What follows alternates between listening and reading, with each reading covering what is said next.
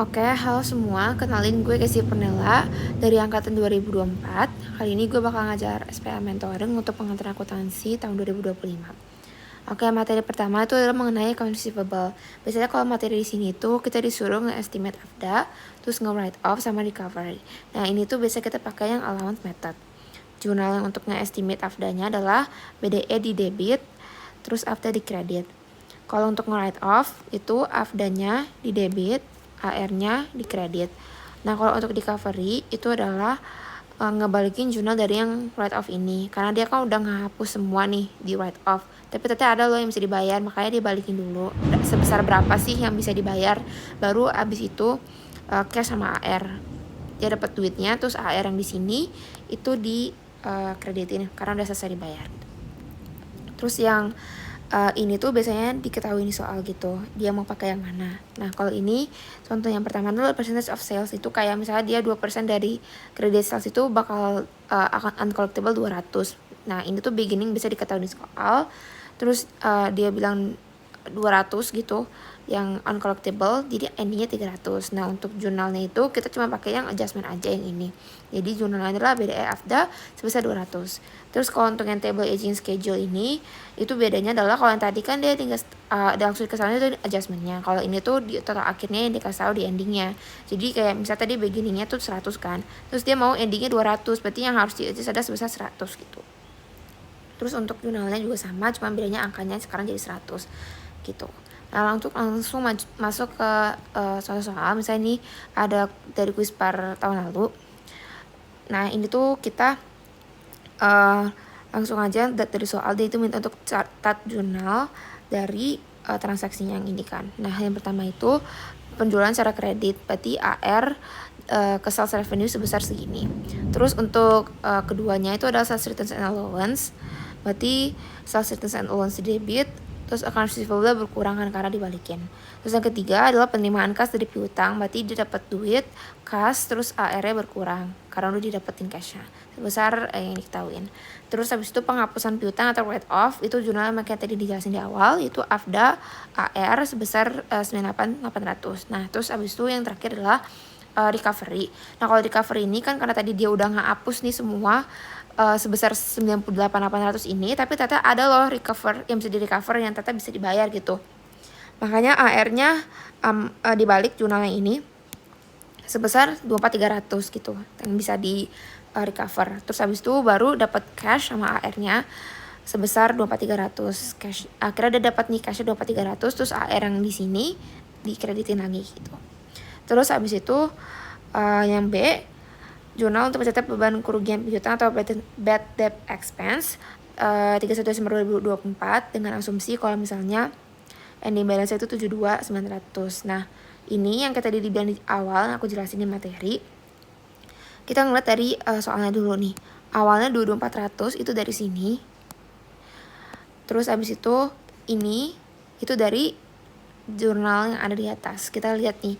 Ini kan ngomongin AFDA ya. Kita lihat nih, AFDA di sini ada debit sebesar 98.800, habis itu ada AFDA kredit 24.300. Berarti artinya sekarang kalau kita lihat dia tuh sekarang 96.900 di debit. Nah, kalau gitu kita bisa lihat juga dari soal. Oh, dia di akhir 72.900 ya kan. Nah, kalau kayak gini berarti yang harus di-adjust berapa supaya endingnya bisa segini gitu. Berarti dia tadi pakainya yang ini. Yang ini. Dia mau total akhirnya segini, berapa sih yang harus di-adjust gitu. Nah, berarti kan gini kan. Dia sekarang segini, akhirnya segini, berarti yang harus di-adjust sebesar 169.800 ini di kredit supaya akhirnya tuh bisa kredit 72.900 gitu. Jadi udah jurnalnya BDE AFDA sebesar yang harus di-adjust ini, yang ini gitu.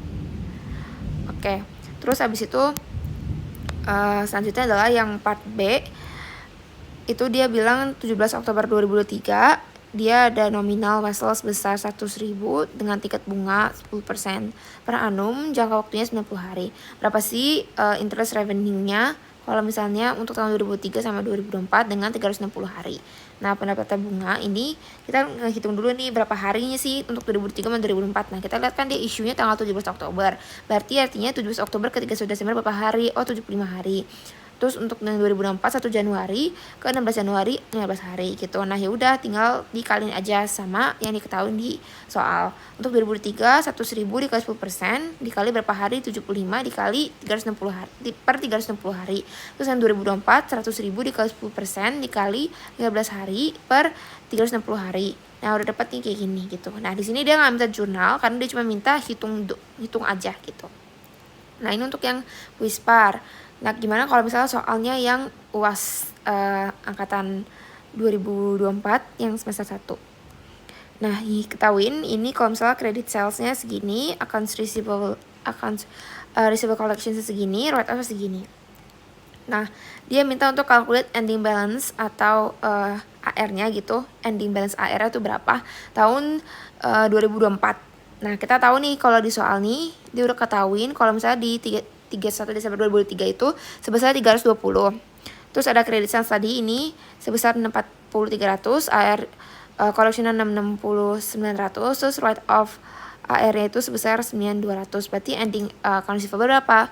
Awalnya nih di 2023 itu kan 320.100. Terus ada credit sales nih, penjualan yang kredit sebesar segini. Tapi ada yang udah di-collect gitu, dikurang nih sebesar 66.900. Terus ada yang di write off, berarti dikurang lagi. Terus jadi dapat hasilnya ending AR sebesar 290.300. Terus pertanyaan kedua adalah gimana cara untuk nge-write off AR. Write off AR tadi ya sama kayak tadi, berarti AFDA AR sebesar berapa?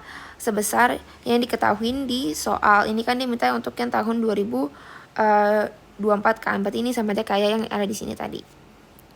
Yang ini sama kan, ini 2024 tahunnya. Terus yang ketiga itu adalah jurnal penyesuaian atau yang adjustment tadi. Nah ini gimana caranya adalah lihat dulu nih dari awal nih AFDA-nya tuh ada berapa. Oh ternyata di awal AFDA-nya itu di tahun 2003 tuh endingnya ada 13.700. Terus abis itu ada yang di write off kan tadi 9.200. Berarti sekarang dia sisa 4.500 di kredit. Nah terus kita lihat kalau misalnya di endingnya atau ending 2024 ini nih 17.100. Berarti yang harus di adjust berapa? 12.600, tinggal dikurang aja. Terus jurnal juga sama, beda AFDA 12.600. Terus selanjutnya adalah notes receivable di issue tanggal 1 November, durasi 3 bulan, interest rate 9%.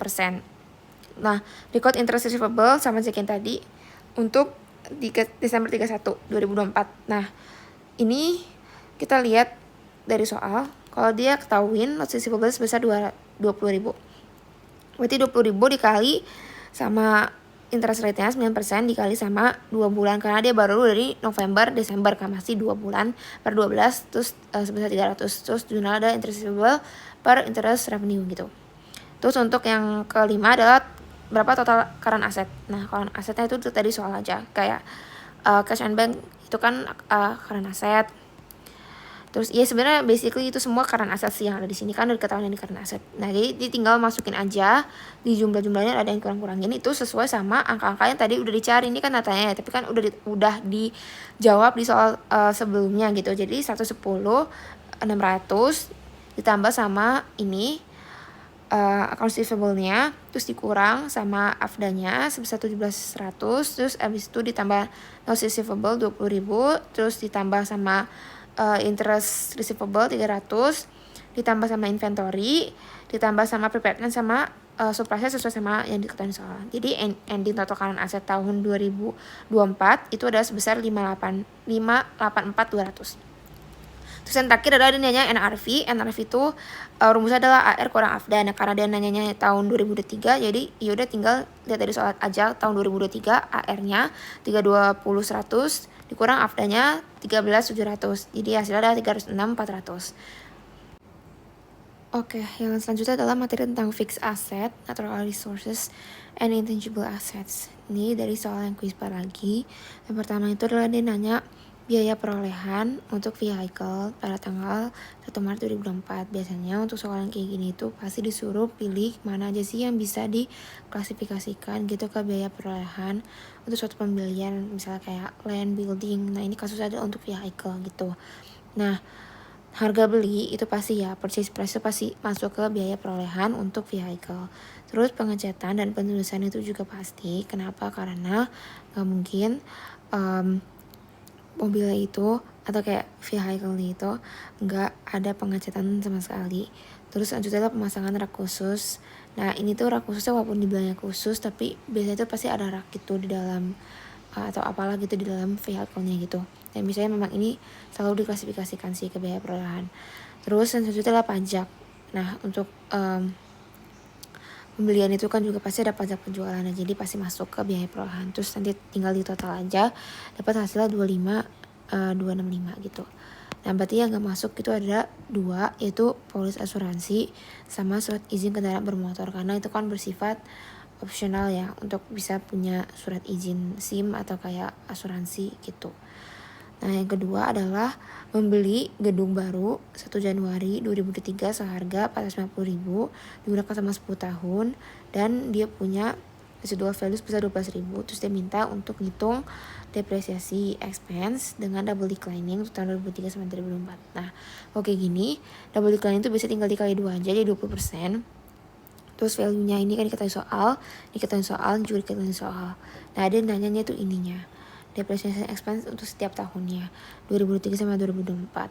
Nah beginning book value-nya itu kan dia 450.000 ya, karena dia diketahui soal sebesar segitu. Terus depreciation expense-nya 20%. Ini tinggal di kali aja, 450.000 dikali sama 20% itu sebesar 90.000. Terus book value-nya tinggal dikurang. Terus untuk 2024 juga sama, itu lanjutannya dibawa ke sini dengan depreciation expense rate-nya itu ada 20%. Jadi tinggal dikali ini nanti sama dengan 72.000, terus tinggal 360.000 dikurang 72.000 itu sama dengan 288. Nah ini tinggal di highlightin aja nanti kayak di jawaban kalian kalau saya ini tuh yang ditanya. Terus yang ketiga itu adalah dia menginvestasikan gold sebesar segini untuk cost-nya. Terus dia mau ada salvage value-nya sebesar 35.000. Terus dia minta dia tuh bisa nge-produce sebesar 725.000 dengan ekstrak and sold sebesar 127.000 goldnya itu. Terus dia minta untuk catat depreciation cost-nya. Nah ini biasanya gitu caranya adalah cari dulu nih cost-nya yang dari soal 867 dikurangi sama residual value itu depreciable. Jadi depreciable cost. Jadi depreciable cost itu adalah cost dikurang sama residu. Nah dapat segini. Terus kita tahu kalau dia mau nge-estimate sebesar 725.000. Terus yang di ekstrak and sold-nya di tahun pertama itu sebesar 127.000. Kita hitung depreciation cost-nya itu per unitnya dulu. Dari mana? Dari si depreciable cost-nya itu 832.000 dibagi sama 725.000. Nanti dapat hasil segini. Terus ini kan per unit. Terus diketahui soal ternyata year pertama itu dia nge-extract and sold sebesar 127.000. Berarti udah tinggal per unitnya ini dikali sama 127.000.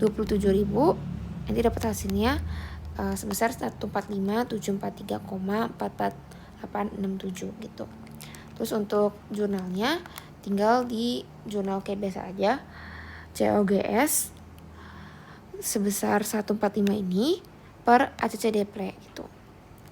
Terus yang keempat adalah dia beli hak cipta 250.000 untuk useful life-nya 7 tahun dan gak ada residual value. Dia minta untuk ngitung doang, gak ada jurnal, untuk hak cipta dengan metode straight line. Nah kalau straight line kan rumusnya adalah si cost-nya itu dikurang sama residual value dibagi sama useful life kan. Nah cost-nya itu 250.000 dikurang 0, kenapa? Karena gak ada residual value, dibagi sama useful life 7, hasilnya sebesar segini. Nah ini kan per bulan. Nah tapi dia maunya untuk di akhirnya gitu kan berapa. Nah karena dia belinya itu pas April, makanya pas di Desember dia baru 9 bulan. Jadi 9 per 12 sebesar 26.785. Ini untuk yang pas kuis par kemarin. Terus ini untuk yang UASnya. Jadi dia pertama itu minta untuk ngitung depreciation untuk buildingnya. Ini kita tahu di soal kalau misalnya tahun 2003 dia itu buildingnya sebesar 180.000. Terus karena dia mintanya itu double declining, berarti kan kayak tadi aku bilang dikali 2 aja di 20%. Jadi 20% dikali sama 180.000 itu kan sebesar 36.000 ya, 36.000. Nah terus dia nanyanya tuh yang tahun 2024. Berarti dari 180.000 itu kita harus kurang dulu nih sama yang udah di depre, ya kan, sebesar 36.000. Jadi tahun 2024 book value dia sekarang tuh sebesar 144 doang. Nah 144 ini kita deprein lagi pakai double decline rate-nya 20% itu sebesar 28.800 gitu. Jadi yang masuk ke jurnal karena ditanya 2024 itu adalah sebesar yang ini 28.800 dengan jurnalnya itu adalah depre expense per ACC depre gitu. Nah dia nanya juga nih yang kedua, saldo akumulasi deprenya, ACC deprenya berapa. Nah ACC deprenya itu adalah dari penjumlahan ini kan depre expense 2023, ini depre expense 2024, berarti ACC depre atau akumulasinya berapa itu tinggal ditambah doang. Terus yang kedua adalah dari soal gold ya, dia tuh bilang kalau misalnya dia ada nge-extract and sold sebesar 41.000. Terus kita tahu juga di soal kalau misalnya dia itu ada sebesar ini 360.000. Terus dia itu pakai units of activity dan dia itu ada sebesar 100.000 ininya. Berarti ini sama aja kayak tadi, kita hitung dulu depreciable cost-nya, yaitu dari 360.000 dikurang sama residunya tapi karena nggak ada di 0. Terus habis itu dibagi sama berapa sih per unitnya yang dia produce, ini kan udah 100.000 ya kan. Nah ini untuk nyari yang per unitnya. Terus ini dikali sama berapa sih yang dia ekstrak sama sold di tahun itu sebesar 41.000. Jadi sebesar 147.600 dengan jurnal yang sama juga itu COGS ACC depre. Terus dia nanya juga akumulasi ACC depre-nya itu tinggal ditambah aja 162.000 dikali sama 147.600 sebesar 309.600. Terus yang ketiga adalah amortisasi paten. Nah dia ngomong kalau misalnya patennya itu tahun 2024 adalah sebesar 54.000 ini, terus dipakai straight line dengan useful life 5.000. Kalau dia straight line berarti tinggal 54.000 dikurang sama residual value 0 dibagi sama useful life 5. Jadi sebesar 10.800 dengan jurnal amort expense per paten gitu. Terus dia nanya juga saldo ACC amortnya berapa, tinggal ditambah aja 24.300 ditambah sama 10.800 sebesar 35.100. Terus yang terakhir yang keempat dia minta untuk berapa sih fixed assetnya.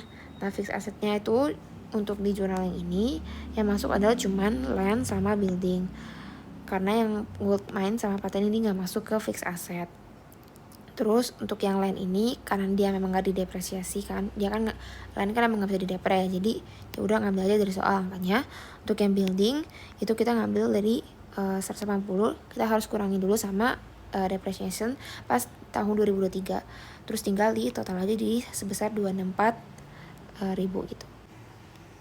Oke, yang selanjutnya adalah materi tentang current liabilities. Nah, biasanya itu yang suka keluar itu adalah bagian yang ini sih, yang sales tax payable ini. Jadi kayak dia tuh ada orang yang beli, terus kita sebagai penjual ngakuin itu kayak ke sales tax payable juga gitu, karena gak semuanya itu masuk ke sales revenue. Contohnya itu kayak yang di soal ini, kayak dia ngomong nih kalau misalnya tanggal 25 Maret dia ada ngejual sales sebesar 10.000, tapi 10.000 itu exclude dari sales taxnya 10%. Nah berarti pencatatannya gimana? Dia ngejual nih 10.000 masuk nih ke sales revenue, tapi ada 10% lagi yang belum termasuk kan, berarti 10% dikali sama 10.000 itu kan 1.000 ya, jadi cashnya itu jadinya 11.000 gitu yang dia dapetin. Terus pas dia udah mau paid nih ke tax office tanggal 10 April, jadi sales tax payables-nya kurang, cashnya berkurang sebesar 1.000. Tapi ada juga yang harganya itu udah termasuk nih, udah include sama si taxnya, misalnya 10.000-nya ini tuh ternyata udah include sama 10% taxnya gitu, berarti dia tetap cuma dapat cashnya 10.000 doang, tapi ada yang harus dipecah lagi dalamnya. Jadi sales revenue yang didapetin adalah 100 dibagi sama 110 dikali sama 10.000 itu jadi 9,91. Nah sisanya berarti masuk ke sales tax payable gitu. Nah ini tuh dari 100 ini ada 10% jadi 110 gitu. Terus pas dibayar ke tax office itu sama aja kayak yang di atas, tinggal sales tax payable nya di debitin terus kreditnya cash. gitu. Terus materi yang non current liabilities ini biasanya tuh kalaupun teori gitu paling tuh bagian sini sih, kayak ada loh yang di salesnya itu di premium, face value atau discount. Itu ngeliat dari mana. Kalau face value itu ketika market price itu sama dengan sama stated interest rate-nya, atau kayak bond price juga sama-sama par value-nya. Terus kalau premium itu market rate-nya itu lebih kecil daripada stated interest rate, terus bond price itu lebih besar daripada par value. Terus kalau discount, market rate-nya itu lebih besar dari stated interest rate-nya, dan bond price itu biasanya lebih kecil daripada par value-nya. Nah ini bisa lebih jelas nanti pasti soal gitu. Nah ini untuk nge-issue-nya itu sebenarnya jurnal semuanya sama aja, cuma beda di angkanya aja nanti, tergantung sama soalnya. Terus ini kalau POV-nya pembeli, bedanya itu tadi kan cash sama bonds payable kan sebagai penjual. Tapi kalau misalnya yang nge-issue jadi debt investment, terus cashnya berkurang gitu. Nah ini untuk yang jurnal amortnya gimana, itu kalau dari issuer atau penjual tuh biasanya sih yang ini ya yang dipakai, kayak yang ada accrued interest-nya itu. Karena biasanya tuh yang dipakai tuh gininya sih, ada interest payable-nya juga gitu. Karena biasanya tuh beda cuma di sini doang. Nah kalau ini kan langsung ke cash, nah ini tuh ke interest payable gitu. Biasanya sih yang disoal tuh yang ini sih gitu. Nah ini kalau misalnya dia discount, nanti jadi jurnal amort itu kayak gini, interest expense di debit, bonds payable sama interest payable itu di kredit. Nah bedanya tuh kalau di par itu nggak ada bonds payable-nya karena dia sama. Nah kalau yang premium itu biasanya bonds payable-nya itu yang di debitnya gitu untuk nyimbangin.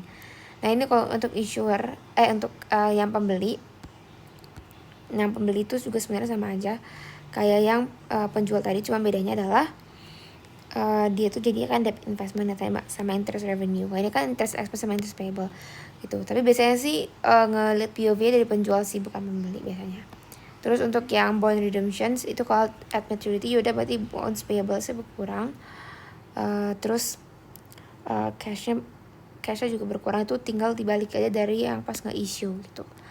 Nah kalau yang before maturity itu bisa loss atau gain. Kalau loss itu bakal ada di debit, kalau gain dia bakal ada di kredit. Nah ini nanti juga tinggal nyimbangin aja sih, tinggal ngeliat aja sih dari jawabannya gitu. Terus ini untuk yang bikin tabelnya itu bisa itu kan diminta tuh kayak straight line method, gimana sih untuk kayak ngeliat kok ini premium atau discount gitu. Nah ini tuh bisa kita bikin dulu tabelnya, ada date, interest paid, interest expense, discount amortization sama book carrying value. Terus ini untuk periodnya. Nah di sini ketahuin di soal dia tuh nge-sold 100.000 5 year tuh 10%. Terus dia discount 98.000, discountnya 2.000. Terus kita bikin nih interest paid-nya itu dari mana? Dari 100.000-nya ini dikali sama 10%. Nah ini kenapa langsung kayak gini, nggak ada dibagi lagi karena dia langsung annual. Dan nanti ada di suatu soal yang dia itu nggak annual gitu, jadi harus dibagi lagi. Nah dapat nih jadinya 100.000 dikali 10% tuh 10.000. Terus ke sini dulu diskon amortnya sebesar 2.000 nih, diskonnya dibagi sama 5, ada 5 tahun kan, berarti ini ada 5 kali. Jadi 2.000 dibagi 5 itu 400. Terus interest expense-nya itu kalau di discount itu ini interest paid sama diskon amort tinggal ditambah aja kiri kanan, jadi 10.400. Terus bond carrying value-nya itu discountnya itu kan awalnya 98 nih, abis itu nanti kalau diskon berarti dia ditambah terus ditambah dan pas udah di tahun kelima nih sesuai sama ini soal, dia jadi masuk lagi ke sama ke face value yang di awal gitu. Nah tapi gimana kalau misalnya nggak diketahuin diskonnya berapa, tinggal dilihat aja selisihnya.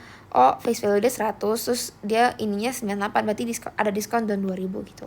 Nah untuk kalau yang premium itu juga sama kayak tadi, ini sama, ini juga sama. Bedanya dulu kalau misalnya yang premium dia tuh dikurang, kiri kanan dikurang gitu, jadi interest expense dikurang. Terus bond carrying value-nya itu ngeliat dari si soalnya nih, kalau nggak diketahuin gitu ya ininya misalnya, ya tinggal dikurang aja. Oh face value 100, dia inginnya 102, berarti ada premium bisa 2.000 kan. Nah yaudah akhirnya kalau premium itu dia masukin aja premiumnya berapa, terus nanti ini dikurang gitu, ini kurang nanti masuk akhirnya tuh sama kayak face value nya gitu.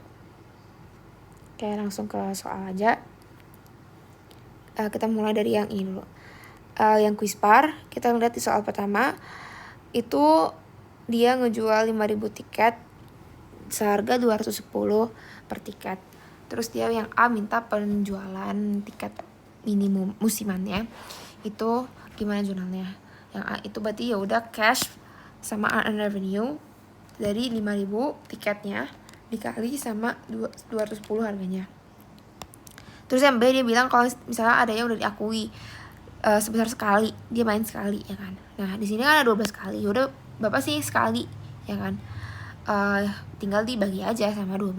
Yang ini dibagi sama 12 nanti hasilnya adalah segini. Berarti itu sekalinya segini gitu.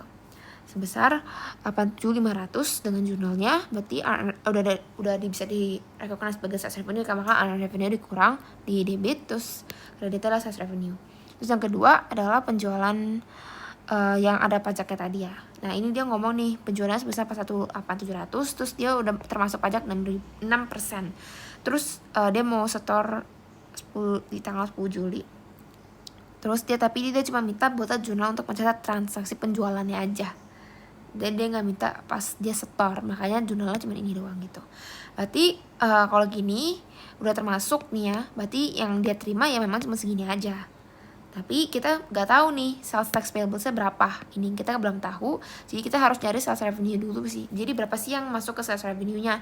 Yaitu dengan cara ya tadi aku bilang 100 dibagi sama 106 dikali sama 418.700 gitu.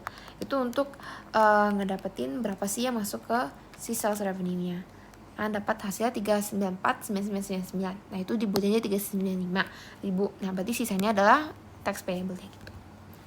Terus yang non-current liabilities itu soalnya adalah ini. Bisa disuruh bikin, pokoknya intinya bisa disuruh jurnal isunya, terus bikin tabelnya, terus pas nanti ini jurnal amortnya gimana, dan biasa juga ada soal yang kayak gimana pas nanti pas di redeem yang gitu, yang tadi kayak gain atau loss yang gitu.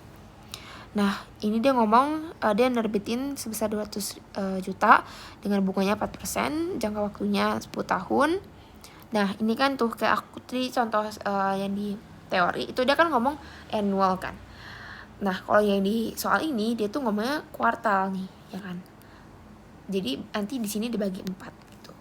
Terus metode straight line, nah ini dia diskon sebesar 95. Terus yang A dia journal entry-nya gimana? Ya udah tinggal journal entry kan tadi ya cash sama bonds payable. Kayak jurnal yang ini tadi. Yang ini cash, bonds payable. Nih yang diskon sama aja sih sebenarnya, jurnal semuanya cuma beda di angkanya aja. Dari mana 190 jutanya? Itu dari dia ngomong dia terbitin 95 kan, dia udah tinggal 200 juta dikali sama 95% itu 190 juta. Terus yang B itu bikin amortization schedule-nya. Itu kita bikin dulu nih date, interest to be paid, interest expense, amort, sama carrying value. Nah ini dia minta untuk 2025 aja, dan dia setahun itu ada 4 kali ya, Januari, April, Juli, sama Oktober. Nah tapi kita tuh harus nyatetnya itu dari sebelumnya gitu, karena kan pembayaran itu kan misalnya pembayaran itu di 1 April. Nah berarti kita harus bikin di 31 Maret gitu, sebelum di 1 April lah, itu 31 Maret. Nah untuk ngisi yang pertama itu adalah ini, interest BPT berapa, yaitu dari 200 juta itu dibagi sama si 4% nya sebesar 8 juta. Nah tapi karena dia bayarnya itu 4 kali, which is dia itu memang secara kuartal gitu, makanya dia itu harus dibagi 4 lagi. Jadi setiap bulan itu dia bayar juta gitu. Nah tapi kalau misalnya gak diketahuin kalau misalnya dia kuartal, udah nggak usah dibagi 4. Berarti dia biasanya ini berarti per tahun, misalnya 25, 26, 27, 28 tahunnya gitu. Tapi karena ini dia dalam setahun ada 4 kali, makanya dibagi 4 gitu. Terus ini untuk yang amortization-nya, ini kan yang pertama. Nah ini yang kedua yang harus dilakuin adalah amortization-nya dari dia kan minta straight line-nya. Nah berarti dari 200 juta ini dikurang sama berapa sih, dia kan ininya ya 190 juta. Nah, berapa sih yang harus di amort gitu? Dari 200 juta dikurang sama 150 juta dibagi sama useful life-nya ada 10, ya kan?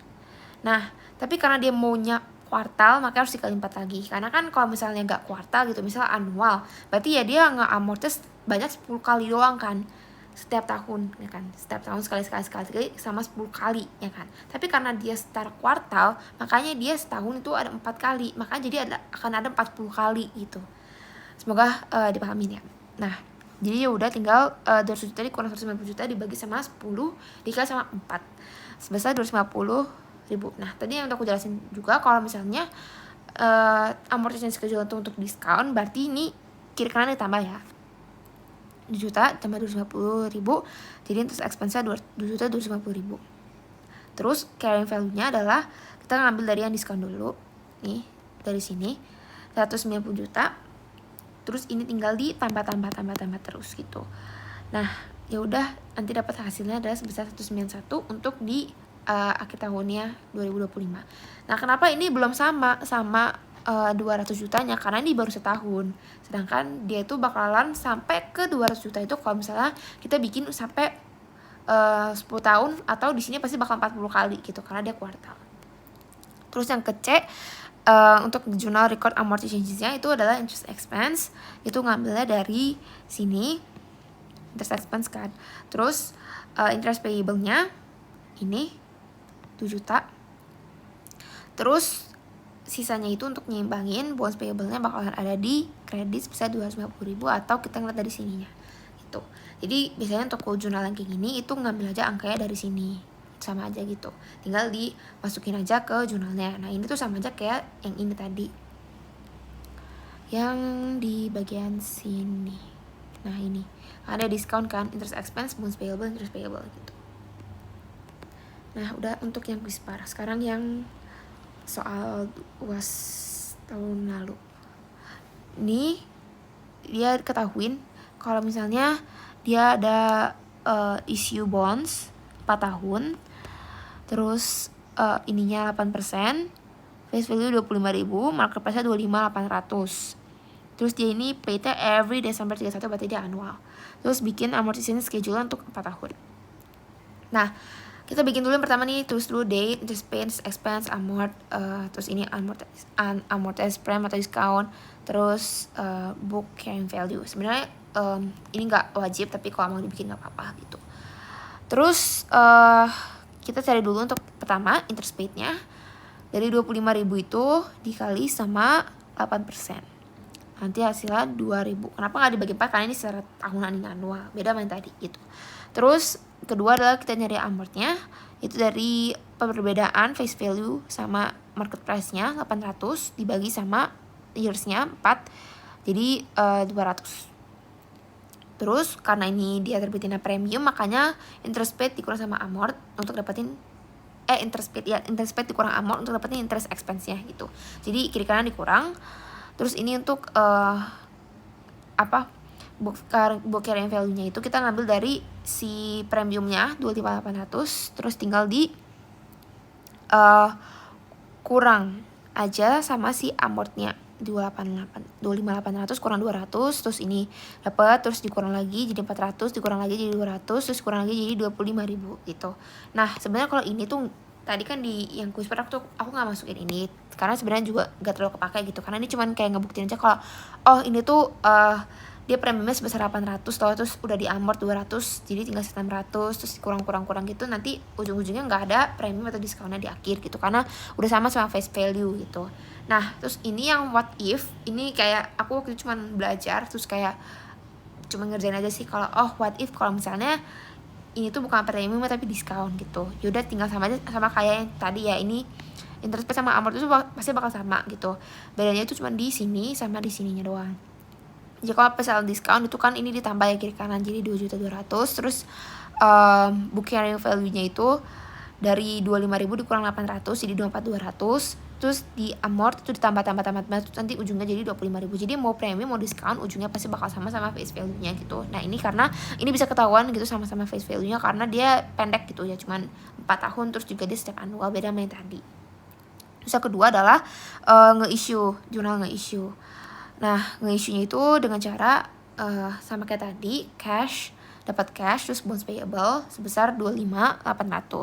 Nah, ini untuk yang ini itu cuman kayak kalau misalnya kalian mau pecah gitu, dia nge-issue dapat cashnya segini, terus bonds payable-nya 25.000 kan. Nah, terus premiumnya itu 800 gitu. Atau what if kalau misalnya tadi diskon gitu, berarti dia cashnya 200, diskonnya 800, bonds payable-nya 25.000 gitu. Terus yang ketiga, nge-prepare untuk apa sih jurnal yang dibutuhin di tanggal 31 Desember. Itu biasanya untuk nge-record aja sih kalau yang sama kayak yang tadi ya, untuk nge-record yang ininya. Jadi tinggal ngeliat aja dari sini. Interest expense 1.800, terus cashnya itu 2.000, terus bonds payable-nya itu tinggal di selisihnya aja 200 gitu. Terus untuk yang keempat itu dia nanya saldo utang atau ending balance untuk bonds payable-nya di Desember 31 2004. Tinggal ngeliat dari sini aja, dari yang tabel amortisasi yang udah dibikin sebelumnya gitu, karena dia mintanya 31 Desember 2004 dan ini 31 Desember 2004. Ending book value-nya itu 25.600 gitu. Jadi udah selesai untuk materi ini. Oke, yang selanjutnya adalah tentang stok. Jadi untuk yang stok ini biasanya soal itu tentang nge-record jurnal aja. Jadi kayak kalau nge-issue stok itu jurnal adalah cash sama share capital ordinary.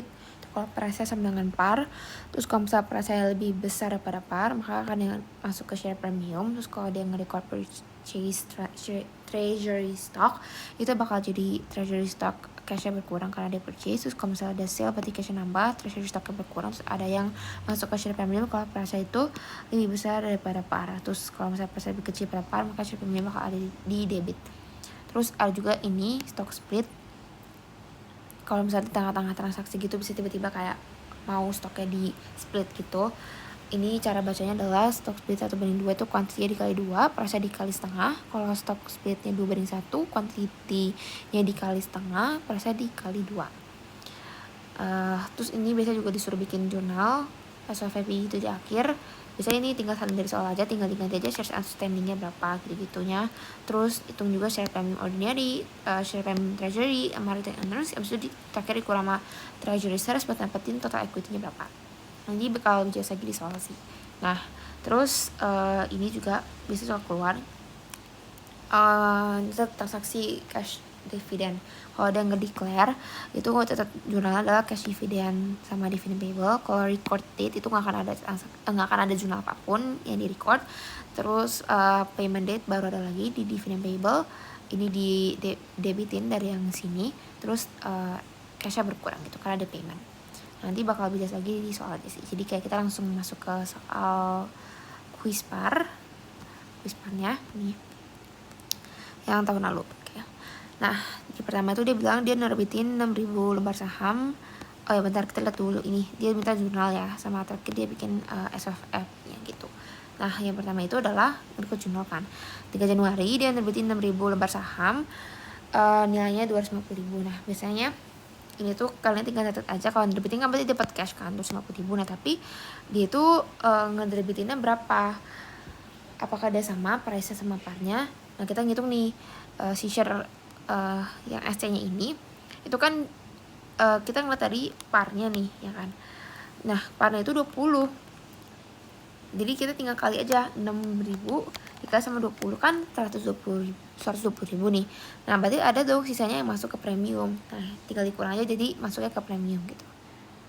Terus untuk yang tanggal 15 Maret dia beli mesin 55.000 dengan nerbitin saham 2.000 lembar saham biasa. Nah, dia masuk ke mesin 55.000 tapi dia nerbitin 2.000 nih.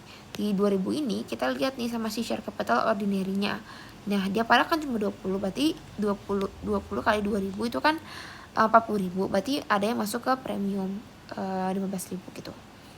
Nah, tapi jangan lupa juga untuk sambil bikin ininya juga gitu, biar kayak nanti pas di akhir tuh lebih gampang untuk nge-trace karena dari awal tuh udah dibikin gitu urutannya. Misalnya diketahui nih kan outstandingnya itu 77.000 shares, terus tadi dia nge-nerbitin saham 6.000 berarti nambah 6.000, terus dia nge-nerbitin lagi 2.000 tambah lagi 2.000 gitu.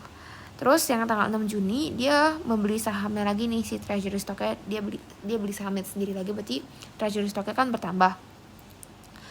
Terus karena dia beli makanya cashnya berkurang sebesar apa, 3.000 dikali 10, jadi 30.000. Nah kalau treasury stock itu dia mengurangi yang outstanding, makanya dikurang. Terus yang tanggal 20 dia mengumumkan dividen tunai, cash dividend $3 per lembar saham. Terus kita nyatet dengan cara ini, semuanya kan tadi kita dapat nih outstanding ada 77, terus yang issue terus dia berkurang karena treasury stocknya dibeli lagi kan, makanya sekarang ada 82.000. Nah di 82.000 ini untuk ngebagiin cash dividend itu adalah untuk yang masih ada kan, pemegang sahamnya itu masih pegang berapa sih sahamnya, 82 kan, maka 82 dikali 3 246.000 gitu. Jadi jurnalnya adalah cash dividend payable sebesar 246 dari 82.000 ini dikali sama 3 dari soal yang ini 3. Terus yang tanggal 5 dia ngejual kembali lagi nih si treasury stocknya dengan harga 17. Nah berarti artinya kita dapat, karena dijual berarti kita dapat lagi dong cashnya ya kan. Cashnya itu sebesar 4.000 dikali 1768. Terus berapa sih yang masuk ke treasury stocknya? Nah kita tahu nih dari soal dia ada treasury stock 3.000. Nah ini aku bisa diajarin di ASIS waktu itu sih gitu ya, kayak disuruh bikin cari average-nya aja gitu untuk berapa parah sekarang gitu, karena kan dia di soal tuh dia punya 3.000 shares, terus ininya 45 kan, nih 3.000 ininya 45, berarti par dia kan 15. Terus di sini dia ngenerbitin lagi kan, dia beli lagi tuh, jadi dia nambah lagi nih 3.000, terus harga 10 berarti kan ada 30. Nah ini kan parah beda nih ya kan, makanya aku waktu itu diajarin di ASIS dijadiin rata-rata gitu sih. Jadi kayak oh dia sekarang punya 6.000, terus sekarang ada 70, nilainya 75, berarti para 12,5 gitu. Jadi untuk di sini jadinya pakai angka si 12,5 itu. Di tanggal 5 kan dia bilang dia ngedebitin 4.000 saham treasury stocknya dikali sama pada sekarang 12,5, makanya sisanya 50.000 kan, ini 12,5 dikali sama 4.000 nya dari sini gitu. Nah nanti sisanya baru masuk ke premium. Terus tanggal 6 dia bilang bayar dividen tunai yang ada di tanggal 20 ini. Nah kalau ngebayar berarti dividen payable-nya, utangnya tuh dividen payable berkurang, di debit, terus kreditnya tuh cash karena dia bayar sebesar 246.000 gitu. Nah terus tanggal 31-nya itu dia catat laba. Nah kalau laba itu jurnal ada income summary, kreditnya adalah return earning sebesar yang diketahuin itu 200.000. Terus tanggal 31 Desember dia nutupin akun return earnings-nya. Nah kali kan ini kan kita udah nutupin akun dividen payable ya di tanggal 6 ini ya kan. Nah di tanggal 31 Desember itu kita mau nutupin juga sih cash dividendnya. Dari yang ini kan ini belum ditutup sama sekali ya kan, ini kan udah ditutup nih. Oke jadi lanjut lagi, ini kan tadi udah ditutup ya dividen payable-nya itu kita tutup di sini. Nah tapi kan yang cash dividend ini belum ditutup kan, kita tutup di sini. Jadi tutupnya adalah return earning-nya di debit, terus cash dividennya di kredit sebesar 246.000 sesuai sama yang sesuai sama yang perhitungan sebelumnya gitu. Terus yang B disuruh bikin SOFP. Nah ini tuh first step adalah tinggal nyalin aja dulu dari soal yang ada di sini nih. Itu kita salin ke sini untuk ngikutin ininya aja, strukturnya kayak ini 20 par value, terus berapa share issue-nya sama berapa share outstanding-nya. Tapi si angkanya jangan diikutin karena kan udah ada perubahan kan, kita harus hitung dulu nih. Nah di issue-nya itu kita ngeliat nih, oh ternyata di awal tuh dia 80.000, terus dia tuh nge-issue 6.000 kan, sesuai sama yang di sini tadi. Dia nge-issue 6.000, terus dia nge-issue lagi 2.000 ya kan. Nah berarti sekarang yang totalan di issue dia adalah 88, kita masukin sini 88. Nah untuk yang share outstanding itu ngitungnya adalah awalnya itu dia 80.000 awalnya itu, tapi dia ngitungnya dari issue-nya ya. Issue-nya itu ada 80.000, terus habis itu dia nge-issue ada 8.000, terus habis itu kita ngitung oh dia di treasury stocknya awal ada 3.000 nih, berarti dikurang 3.000, terus karena dia buy lagi treasury-nya tadi 3.000 dikurang lagi, terus dia jual treasury stocknya ke publik jadi nambah lagi 4.000 kan. Nah terus udah ditotalin jadi hasilnya 86.000, terus masukin ke sini. Nah udah gini tinggal dikali aja 88 dikali sama 20 untuk dapetin hasil 1760 nya ini, bukan dari si share outstanding-nya tapi dari yang issue. Jadi isunya dikali sama 20 par. Terus bikin nih additional paid in capitalnya dari share premium ordinary sama treasury stocknya itu dari mana? Dari sini. Kita lihat dulu nih di soal ada 400.000, berarti 400.000 ditambah sama kita lihat di jurnalnya nih, mana nih yang share premium ordinary. Oh ini ada nih 130.000, tetap tambah 130.000.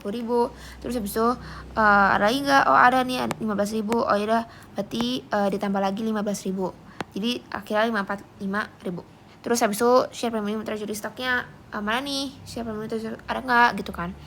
Oh ada nih share premium treasury stocknya ini 18.000. Oh ya udah 18.000 katakan. Oke, jadi kita taruhin sekarang. Lalu additional paid in capitalnya ada 563.000 gitu. Terus selanjutnya adalah return earning. Return earningnya itu diterima mana? Dari sini. Nih dia kan punya nih 700 dari awal. Terus return earning kan bertambah di kredit ya. Jadi 700 ditambah 200 itu kan 900. Nah tapi ada nih return earning yang berkurang di debit ya kan. Jadi dikurang 246 jadi 654. Terus akhirnya adalah dikurang sama treasury stock. Nah treasury stocknya itu kita ngeliat dari sini. Kita ngeliat nih dia ada treasury stock pertama 45.000 ya kan. Terus abis itu nambah lagi nih 30.000 ya kan. Terus dikurang sama ini 50.000. Dikurang sama 50.000 jadi hasilnya 25.000. Nah kalau treasury stock kita memang berkurang gitu untuk di equity-nya. Nah terus udah gitu tinggal di total aja ditambah, jadi dapetin total stockholders equity-nya gitu. Nah ini untuk soal yang kuispar ganjil. Selanjutnya adalah untuk ngitung dari yang soal UAS. Nah yang UAS ini dia tanggal 3 Januari dia nge-issue 1.000 shares, harga itu 7 kan. Nah berarti dia dapetin cashnya nih 7.000, 1.000 kali 7 kan. Terus kita ngeliat nih dari 1.000 shares ini dikali sama para 5 kan. Berarti share capitalnya itu 5.000 ya kan. Sisanya masuk ke premium. Jangan lupa untuk ngebikin ini juga buat memudahkan kita nanti ke depannya. Kayak awalnya nih dia ada 10.000 terus dia nge-issue 1.000 kan. Tulis 1.000 gitu. Terus abis itu dia purchase back treasury stocknya itu 500 saham harga 8. Berarti treasury stocknya nambah. Terus karena dia makanya buyback makanya cashnya berkurang sebesar 4.000 jadi 500 kali 8. Terus jangan lupa untuk di ini juga dicatat gitu, treasury stock itu mengurangi 500 gitu. Terus yang tanggal 17 Agustus dia nukerin saham 2.000 lembar untuk tanah dengan harga 9. Nah bisa aku waktu itu diajarin sama dosen aku kayak kalau kayak gini tuh tanah yang ini itu nggak dilihat gitu loh, tetap ngeliatnya itu dari si yang diketahui itu berapa harga harga sahamnya gitu kan. Di sini kan 9 kan, berarti 2.000 kali 9 aja untuk masukin ke landnya gitu, bukan dari 20.000-nya. Aku sih diajarinnya gitu sama dosen aku. Nah selanjutnya tuh kita lihat nih dari 2.000 lembar ini kita ngelihat sama parnya. Oh parnya cuma 5 kan, berarti 2.000 kali 5 itu 10.000, berarti sisanya masuk ke premium. Nah ini kita kan nge-issue lagi nih 2.000, catat nih 2.000 di sini gitu. Jadi mempermudah gitu buat nanti di cash dividennya gitu. Nah terus selanjutnya itu tanggal 6 dia menjual 200 lembar saham treasury di harga 10. Nah karena dia ngejual makanya cashnya nambahkan 2.000 itu dari 200 kali 10. Terus treasury-nya itu dari mana? Itu dari dari yang di sini di tanggal 8 ini kita tahu kalau misalnya treasury-nya itu pada adalah 8 karena dia nggak ada nih di sini, makanya beda sama tadi kan. Kalau tadi kan kita ada ketahuan di sini terus dia ada mendapatkan lagi treasury stock, jadi kita ngitung nih berapa sih par average-nya gitu kan, karena beda gitu parnya. Nah kalau ini kan nggak ada dari awal nih, terus ada lagi baru di sini, jadi kita langsung aja 8-nya tuh dari si tanggal 8 April ini gitu. Nah dia tuh dari mana? Dari 8 ini dikali sama 200 berarti 1.600 kan masuk ke treasury stocknya, terus sisanya masuk ke premiumnya gitu. Terus tanggal 1 dia nggak declare cash dividend. Nah ini sama ya, karena cash dividend sama dividend payable. Nah ini kan dia bilang nih 0,8 per share nih, ternyata ada share sekarang ada 12.700, tinggal dikali aja gitu. Makanya kalau udah bikin ini tinggal masukin doang gitu, tinggal dikali jadi 6.350. Nah untuk kalau record yang udah aku jelasin tadi, kalau misalnya record itu nggak ada entry. Terus payment itu dividend payable ini dihapus gitu. Terus cashnya berkurang juga sebesar 6350. Terus untuk ini tanggal 31 Desember itu dia mau nutup si cash dividend, sama dia mau ada nutup si ruginya gitu. Nah, bedanya sama tadi ya. Kalau tadi kan yang di soal quiz itu kan laba. Nah, kalau rugi tuh dibalik aja sih zona. Jadi retained earning sama income summary. Nah, tadi tuh ini kan kebalikan tuh. Income summary return earning kan ini. Karena dia cacat laba gitu. Jadi jangan lupa dilihat juga sih kalau misalnya ini laba atau rugi gitu. Karena pencatatan bisa kebalik kalau misalnya jurnal salah gitu. Nah, ini dari mana? Dari soalnya aja sih, berapa? 12.600 gitu. Terus 31 Desembernya itu tinggal kita tutupin lagi. Yang tadi aku bilang ya kan, ini kan dia udah tutupin di sini. Nah, tapi kan cash dividend belum. Nah, cash dividend ditutup sini dengan cara nutupnya ke si akunnya return earning gitu. Sebesar angkanya itu 6350 sama kayak perhitungan sebelumnya gitu sih. Nah, untuk yang ke-8 ini itu kan dia untuk bikin SFV juga ya. Ini juga sebenarnya sama aja caranya kayak tadi yang di sini. Yang di sini caranya sama aja, dan aku nggak bikin jawabannya gitu. Jadi kalian coba bisa kerjain aja sendiri ngeliat dari contoh yang ini gitu, karena sebenarnya sama aja gitu. Oke, yang selanjutnya adalah mengenai statement of cash flow. Jadi basically itu dia dibagi 3 activities, ada operating, investing, sama financing. Nah, operating itu adalah kayak aktivitas operasi yang dilakukan sama perusahaan gitu. Jadi kalau kita bisa lihat di sini, dia tuh cash inflow contohnya kayak misalnya dia sell goods services, atau kayak dari dapat duit dari interest atau dari dividen yang dia receive gitu. Terus outflow-nya tuh ya misalnya kayak dia beli inventory ke supplier, bayar wages ke employees, terus government taxes-nya, dan lain-lain. Terus kalau investing activities itu kayak investasi yang dilakukan sama perusahaan gitu. Contohnya kayak cash inflow, misalnya dia sell PPE, terus sell investment in debt or equity securities of other entities. Terus cash outflow-nya tuh bisa dia purchase PPE gitu. Karena kan kalau purchase kan berarti duit dia berkurang, makanya masuknya ke outflow. Nah, bedanya tuh di investing sama di operating itu adalah kalau ini tuh adalah current asset, kalau ini tuh fixed asset gitu. Nah, kayak ini tuh ada PPE di sini gitu. Yang ketiga adalah activities financing, yaitu adalah akses pendanaan yang dilakukan perusahaan gitu. Dengan cara misalnya cash inflow-nya tuh dia nge-sell common stock atau dia nge-issue bonds gitu. Outflow-nya tuh dia bayar dividen ke stockholder gitu, atau dia buyback treasury stock. Nah, ini adalah untuk gambaran umum dari SOP itu, kayak SOV, statement of cash flow gitu, kayak gimana. Itu adalah kita bikin dulu nih cash flow from operating activities, listnya apa, terus nanti kita tulis net cash provided-nya itu provided atau use. Kalau use ini tuh kalau misalnya dia negatif gitu. Kalau provided itu kalau dia positif, masukin ke sini. Terus investingnya juga, terus financingnya juga. Terus nanti kita jumlahin, kita lihat nih dia increase atau decrease in cash. Terus kita tambahin nama beginning periodnya, nanti dapetin endingnya berapa gitu. Biasanya tuh ending sama beginningnya tuh udah diketahui soal sih, jadi kayak bisa untuk kecek gitu untuk endingnya.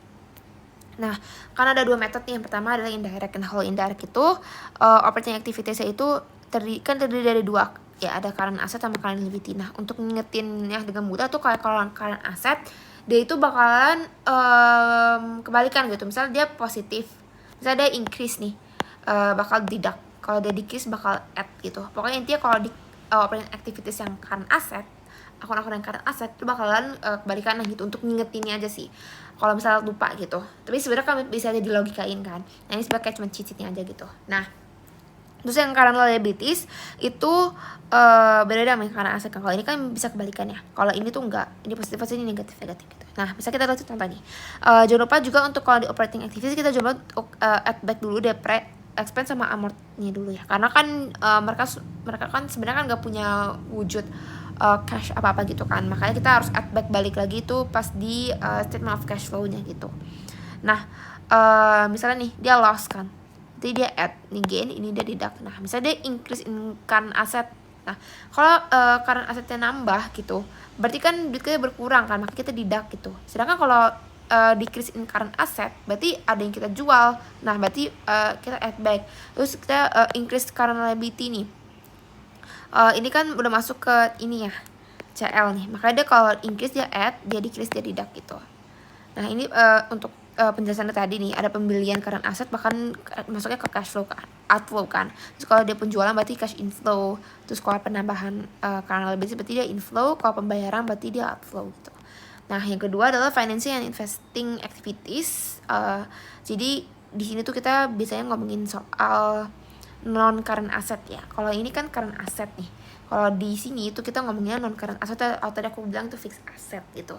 Nah, di sini tuh kita ngelihat kalau misalnya increase in non current asset itu kan dia artinya dia beli nih, berarti dia duitnya berkurang kan, decrease. Tuh kalau dia decrease in non current asset artinya dia ngejual, makanya increase. Nah, kalau dia nge-issue itu kan dia nambah equity, maka increase. Kalau dia payment dividen ke stockholder gitu berarti dia kan outflow, bahkan dia decrease gitu. Nah, ini adalah contohnya gitu untuk transaksinya kayak gimana. Nah, untuk langkah aset itu bisa equipment, building, sama machine, long term investment gitu. Nah, terus terakhirnya itu ini semuanya digabung gitu ya. Terus nanti kita dapat nih net increase in cash-nya berapa. Oh, dia ternyata increase nih 22 gitu. Tapi kalau misalnya dia minus gitu berarti ini use gitu. Karena sesuai sama yang ini ya tadi yang aku jelasin. Kayak ini, kalau misalnya dia ini berarti use sama ini decrease gitu. Kayak ini kan provided. Nah, ini asal ini use gitu. Kalau misalnya dia ininya negatif gitu. Nah, kayak gini, ini kan use tuh. Nah, jangan lupa nih, ini use tuh. Kalau misalnya ini positif berarti ini provided. Nah, ini kan increase. Nah, kalau increase berarti gini. Kalau misalnya ini nih negatif berarti ini decrease gitu. Terus kita lihat dari beginningnya 33, berarti endingnya ada 55 gitu. Terus yang metode kedua adalah direct. Nah, kalau direct itu sebenarnya bedanya cuma di sini aja. Di operating activities-nya dia kayak ngeliat tadi cash receive from customer, terus kayak ada income tax dan lain-lain gitu. Dan ini lebih mudah nanti kalau lihat dari soal gitu. Oke. Terus kita mulai lihat dari Quizpar ganjil 2425. Nah, biasanya tuh aku step pertama yang dilakukan itu ya biar cepet. Ini kan dia nggak ngasih tahu perubahan changesnya ya. Jadi kita ngitung dulu aja sendiri kayak dari 2022 ke 2023 dia naik nih, udah 1.300. Terus di 35 ke 2023 28, berarti dia berkurang 7.000 dan seterusnya gitu ya. Untuk memudahkan gitu. Terus ya udah kita ngeliat dari sini. Nah, ini biasanya tuh nggak kepake kalau misalnya dia nggak ngitung direct gitu. Cuman kepake di net income-nya aja gitu. Nah, udah gini, kita baca ini dari informasi tambahan. Ada peralatan dibeli secara tunai, terus obligasi dibeli secara tunai, terus dia ada bayar cash dividend 24.000. Terus dia minta untuk indirect method gitu. Nah, kalau indirect method itu yaudah kita masuk ini net income-nya dari sini. Terus add back depreciation expense-nya yang tadi aku bilang. Itu dari 9.000, itu dari sini. Updated depreciation-nya gitu. Kita add back. Nah, karena DP expense udah di add back 9.000 nih, kita mulai masuk ke current asset ya. Ini current asset kan. Di sini nanti current liability. Nah, current asset ini kita ngeliat nih ada dari aset sini mana nih yang masuk ke current asset. Ada cash, ada inventory, ada cash sorry, ada account receivable, ada inventory, sama ada prepaid expense. Nah, sama tadi ada ACC DPR ini udah di add back ya gitu. Nah, yaudah kayak aku tadi bilang, kalau udah tahu nih ada ini sama ini yang masuk ke aset, udah tinggal pindahin aja ini ke sini dengan cara ngebalikin aja. Kayak ini kan negatif, ini positif, ini positif, ini negatif, ini negatif, ini positif gitu. Nah, selanjutnya udah ada current liabilities. Nah, kita lihat dari sini.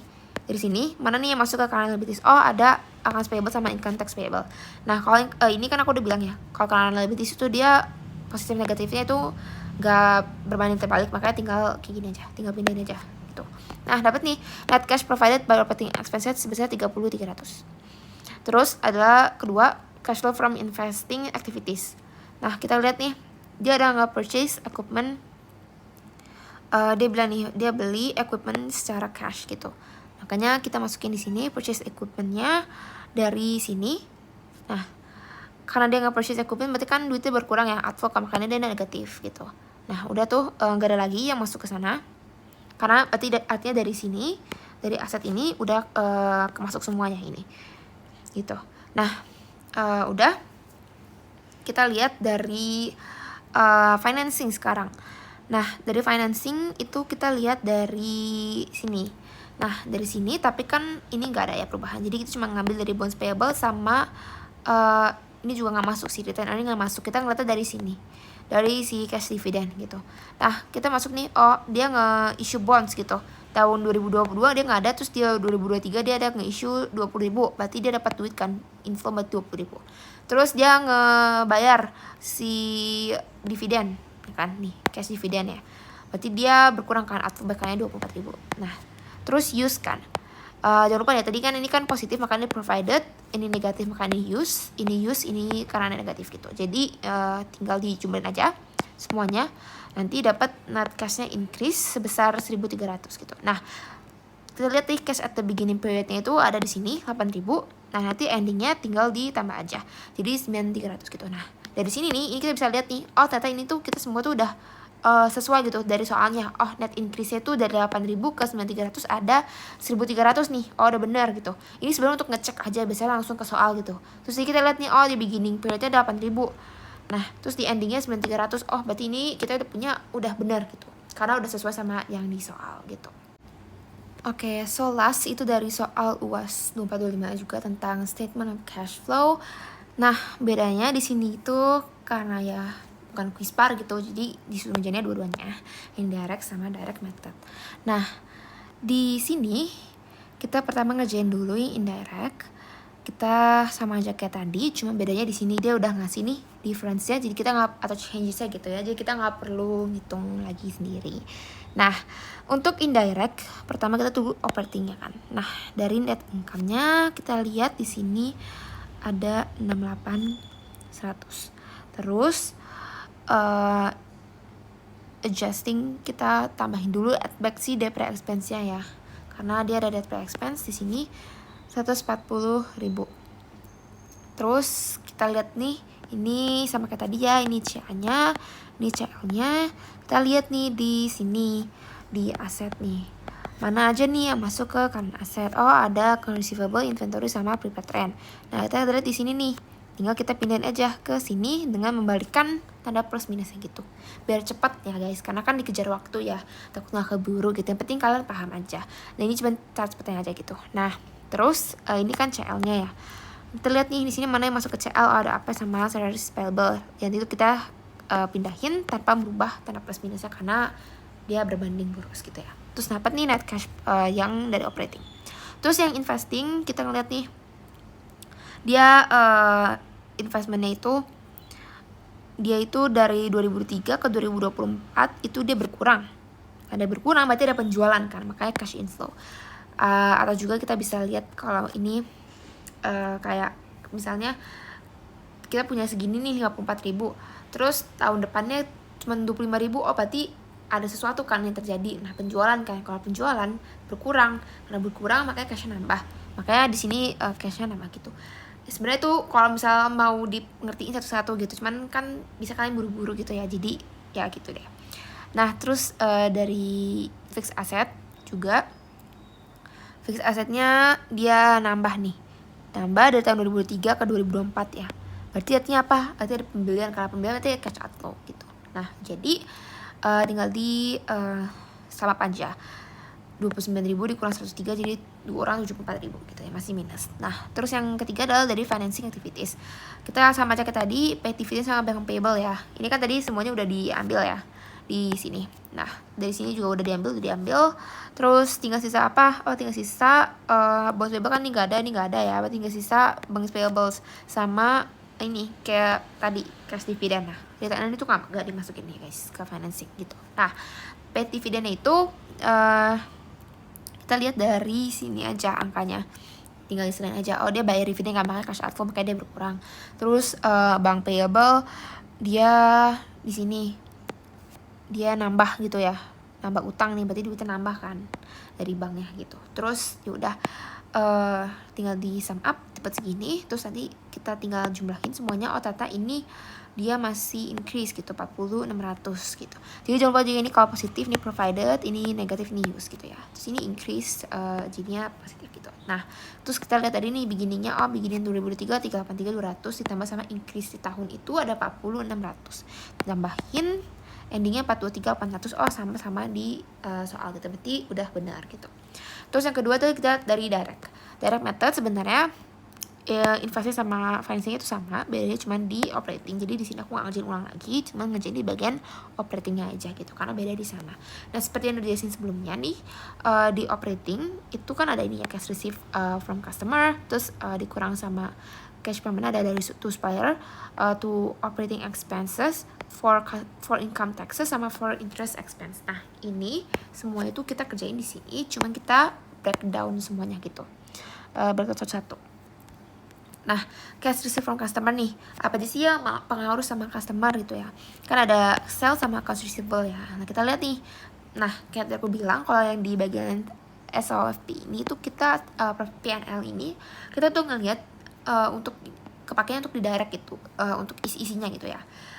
Karena kalau di indirect tadi kan gak terlalu kepake ya itu untuk dari situnya. Jadi kita biasa pakai itu kalau misalnya diminta untuk direct aja gitu. Nah pertama kita lihat dari salesnya. Salesnya di tahun 2004 ada 82700. Terus ada accounts receivable-nya nih sama nih 7.000 ya kan. Kita tambahin dapat nanti cash receive from customer-nya in total. Terus cash payment to suppliers, apa aja nih yang berpengaruh ke suppliers? Ada COGS, inventory sama accounts payable kan. Nah, kita lihat nih COGS-nya. COGS-nya di tahun itu 4.900, inventory-nya 6.700 nih. Dari sini sama accounts payable-nya 12.200 gitu. Tinggal dipindahin aja ke sini, terus nanti dapat cash payment to suppliers minus 534.400. Terus ada cash payment for operating expense, selanjutnya kita lihat dari sini operating expense-nya 262.400. Terus kita jangan lupa add back depre sama gain on sale gitu ya. Kalau untuk di direct itu kita pakai nih, ada yang di sininya, data di sini gain on sale dapat 200. Terus jangan lupa juga add back sama depre tadi, sama kayak di indirect. Terus prepaid rent sama sales payable itu masuk ke operating kan, kayak ya lu operatingnya dengan cara ya lu bayar salaries ada sama rentnya juga kan. Nah itu masuk ke operating expense gitu. Kita lihat aja dari soalnya ini 18.000 sama salaries payable ini 25.400 gitu. Udah tinggal dipindah-pindahin aja sih. Yang penting itu kayak strategi itu kayak kalian tahu aja yang mana yang masuk, apa aja yang masuk ke komponen-komponen ini ya. Kalau customer ada sales sama AR, supplier itu ada COGS, inventory sama AP, terus expense itu ada operating expense-nya, terus dapat add back depre sama gain on sale, terus ada rent sama sales payable, terus nanti dijumlahin dapat segini. Terus sesudah cash payment for interest expense sama tax ini yang biasanya paling gampang karena kayak tinggal dan aja dari sini 32.600 sama 13.300 gitu nih dari sini. Udah tinggal dipindahin, terus tinggal dijumlah aja, nanti dapat hasilnya 92.200, dimana itu sama kayak metode indirect gitu. Udah sih sebenarnya untuk ini cuman ini kan kalau kalian disuruh bikin dua-duanya kayak gini, indirect sama direct, kalian pasti untuk investasi sama financing itu nggak disuruh kerjain ulang sih harusnya ya, karena di sini juga dia cuma minta yang direct itu bagian yang operating aja, karena memang bedanya di sana doang gitu. Di indirect kan sama aja ya, makanya kalian nggak diminta untuk kerjain ulang gitu. Oke, segitu aja sih dari aku untuk spamin kali ini. Semoga kalian paham sama yang aku jelasin, and good luck all. Thank you.